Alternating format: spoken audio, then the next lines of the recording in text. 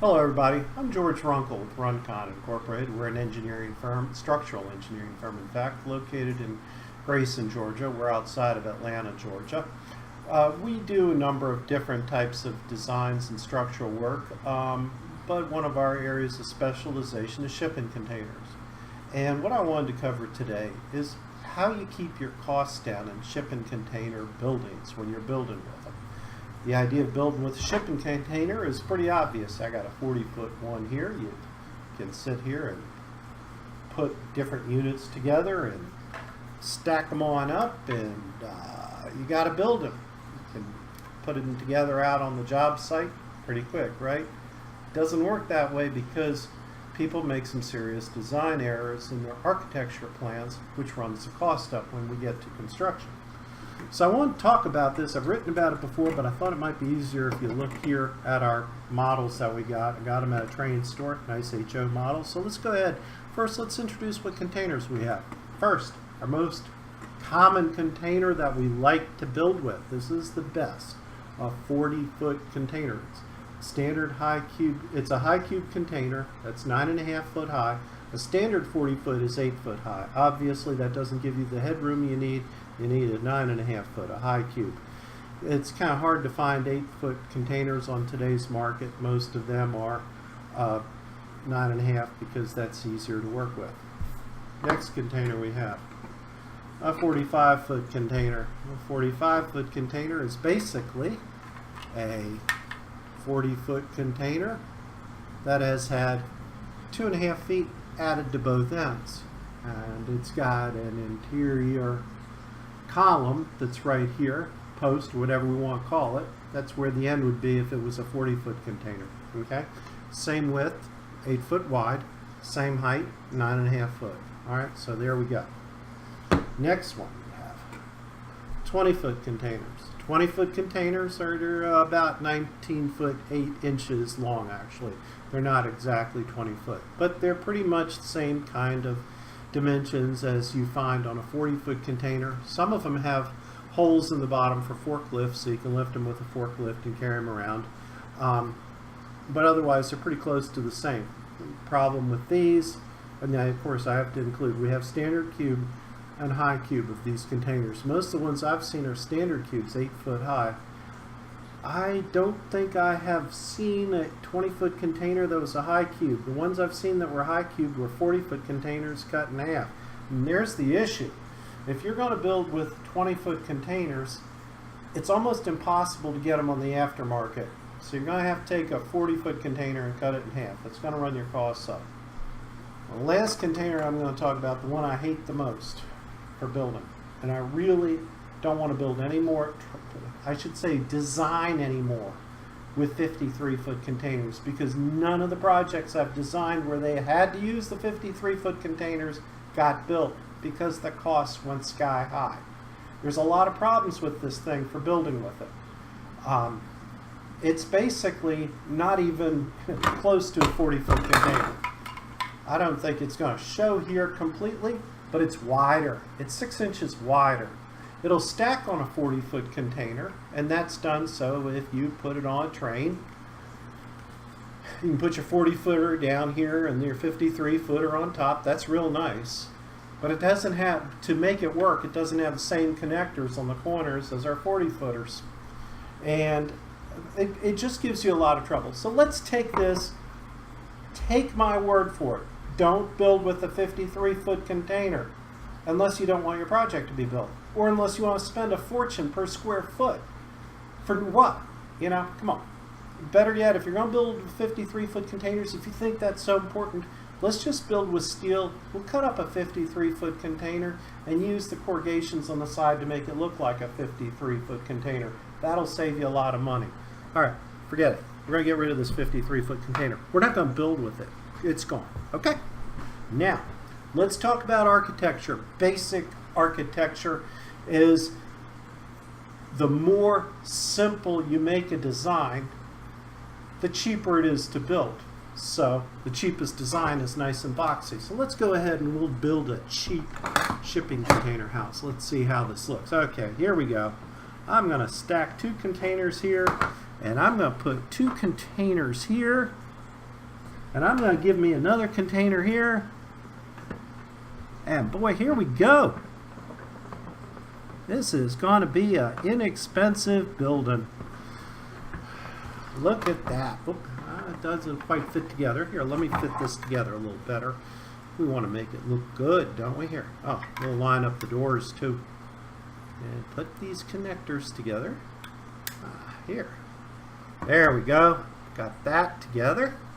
And do I have this together correctly? I want to line up the doors again. And we'll put it together.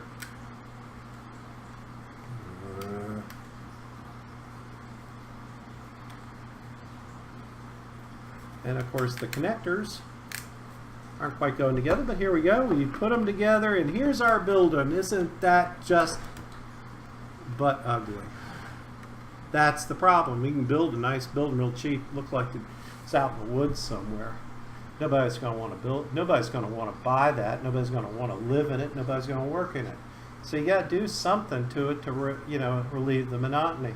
The problem is the more you relieve the monotony, the worse it gets, and the more expensive it goes up. So we've got to kind of make a compromise here in our container. So let's take a look here. I'm going to move this back a little so we get a bit better focus. Okay, here we go. Now, if we go to the internet, let's go ahead, let's back up a little bit. Let me talk about a few pieces of the container that are real important to us. On the corners, there is a cast connector on each corner. These are standard connectors. No matter what brand name they are, no matter what size they are, pretty much the same connectors. The containers themselves may be built a little bit different, but the connectors have to be the same, which makes sense because if I've got a Sealand container with an American President line container, I want these things to fit together. And they do. And that's important. That's important when we build a building too. We want to make use of these connectors. It's very important. Here's another issue you got to understand. See, when I've got these two containers together, notice something here? Let's see if I can get this to focus a little better. And you see the space between them? There's actually a reason for that. It's because this container, the top container, is going to deflect just a hair, and you don't want it. They don't want it in the ship to deflect onto the container below. Then it has a problem in the stacking all the way down, causes a lot of problems. So in the design of containers, there's a little bit of space in between them. Now that's going to give us some problems when we start to make our fancy building that everybody will ooh and ah on. That's one of our things that's going to cause our budget to be busted. So anyway, we've covered that. Now the other thing, in a container, on the bottom is a steel channel. It's a C-channel. You can't really see it well here. Take my word for it. It's about a 6-inch C-channel. That's called your bottom rail. On the top here is like about a 2x2 tube, 60 millimeters by 60 millimeters. Those of you in more civilized countries where you use metric systems a lot, you'll just have to deal with me using imperial. I'm sorry, but it's kind of hard to use both when you're doing a video. By the way, we are converting to metric here in the U.S. in spite of what anybody thinks. Go through the grocery store and you can see everything's in metric now. In time, we'll be there. We're primitive people here in the United States. Okay, we also have, this is the front of the container. Now this one here is a reefer. I didn't know I was buying a reefer model. Heck, let's find one that's not a reefer. Here we go. This one here, here's our corrugations. This is the front of the container. That's because when it goes on a truck, this part is to the front. This is your door side, okay? Now, one of the things, when I bought these, I didn't catch, I was buying reefers. We don't want to use reefers to construct with. They're made out of aluminum sandwich panels. It's a pain to work with, cut, reinforce, and everything. So we're not going to be able to use these. Forget it. If you think it's a great deal because it's already insulated and all that, no. Take my word for it. It's a pain in the neck because if I take out this side here and I have to reinforce, how in the world do I do it? Welding aluminum? That's expensive.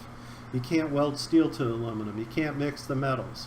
And these are just out of the question. So here's your first hint.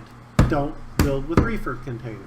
I know it sounds cool, they're insulated, but heck, you can insulate this container very easily. There's insulation you can buy on the market. Our house is insulated the same way, okay? So anyway. Alright, so anyhow, we've got our container. We want to build a building. We want to keep the cost down. So let's start to build our building. And we look to the internet for guidance, and we see some crap like this. Standing up. And standing up. No. Remember what I told you about the connections on the corners?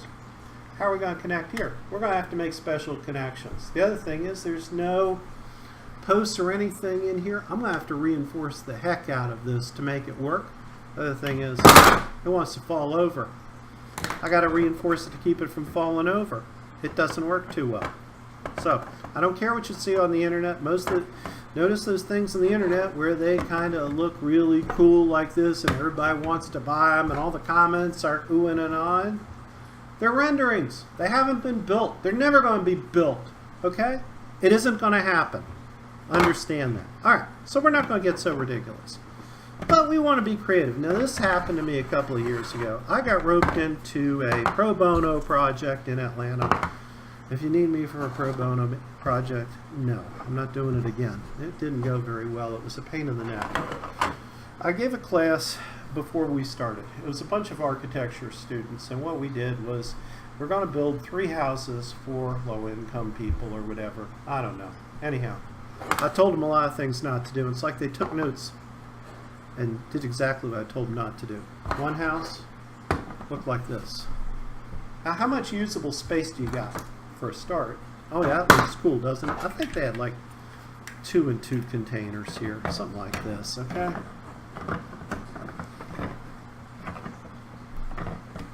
Some crap like this. Okay. Okay, that looks cool to an architecture student that's never built anything in his life, never been in the construction business. It doesn't work. Think about this is, how am I going to support it here? And they wanted this all open inside here. They didn't want any kind of columns. We're starting to do a lot of cutting and a lot of welding at this point in time. Here goes our price, right through the roof. It didn't get built. It isn't, and not only that, what are you thinking? All this space in this inside is useless. You're not going to be able to do anything with it. Okay, that was one of the ones they did. Another one they did. 2 containers here and 1 upside down. I don't know why I keep getting people who want to build with containers upside down, okay? What? I don't know, but I get that a lot. I'll get architects call me up. Can I build it with the container upside down? No. Why not? Because it's upside down, okay? You can't do it. You can. Actually, you can do anything you want if you want to pay a buttload of money. All right, but anyway, they want to do this. It never got built. It's kind of stupid if you think about it. I guess you could do this, put it upside down. They're going to take out the whole top of the container that was upside down, but why? Now you've got the floor on the top. Now underneath what this floor is that you got steel cross members with wood. So now you've got something that's not waterproof at all. That's the roof. You get to cover it. Then on the bottom, you know, what are you going to use? Corrugated metal for your floor? It'll, as you're walking on it, you'll feel it moving.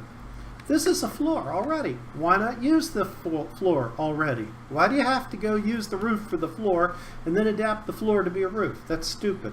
Don't put them upside down. I don't care if you want to be Frank Lloyd Wright. If you want to be Frank Lloyd Wright, the houses are going to cost you a fortune. There are a lot of architects out there that probably had the capabilities of Frank Lloyd Wright.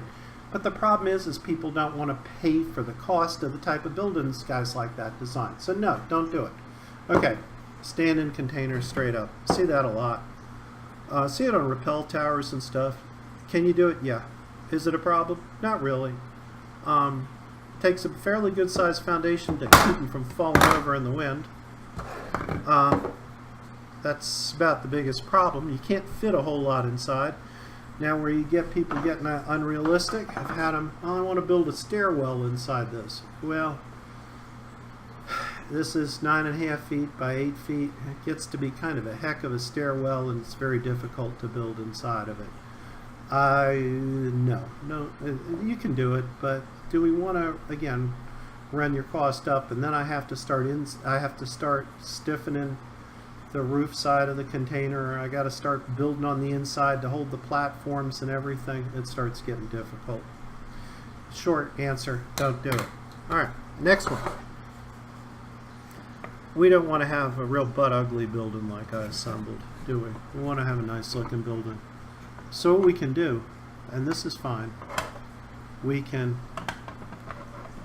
do a little bit of a cantilever here to break that monotony. That's okay. Now understand, when you do that cantilever, I'm going to have to fiddle with right here where you're coming together. I'm going to have to make a connection here, and I'm going to have to carry this load on down. If you're opening this, it gets opening underneath of this connection. It gets a bit more difficult because I got to carry the load to the sides and still carry it to the foundation.